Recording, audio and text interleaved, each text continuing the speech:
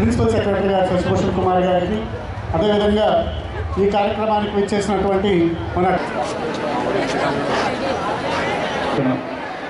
రైతు సంక్షేమమే ధ్యేయంగా ప్రభుత్వం అమలు చేస్తున్న గోకుల పథకాన్ని ఇవాళ కాకినాడ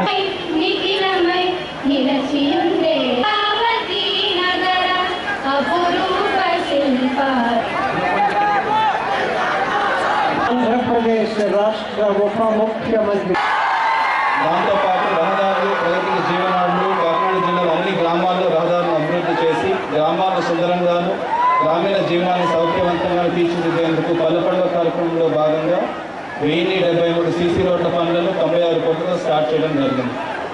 ఈ పనులను త్వరగా ఫినిష్ చేసి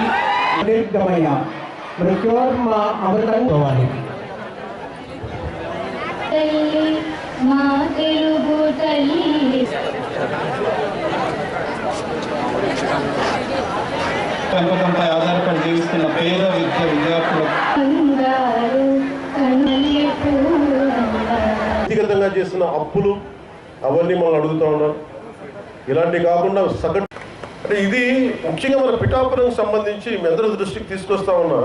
నేను మొన్నదాకా జిల్లాలు తిరుగుతాను, ప్రతి జిల్లా కేంద్రాలకు వెళ్తాను, మనకున్న 26 జిల్లాలకు వెళ్తాను అనుకున్నాను.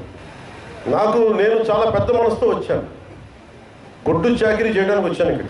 సో ముందు పిఠాపురంతో మొదలు పెట్టాలని అనుకున్నాను. అంటే నేను ముందు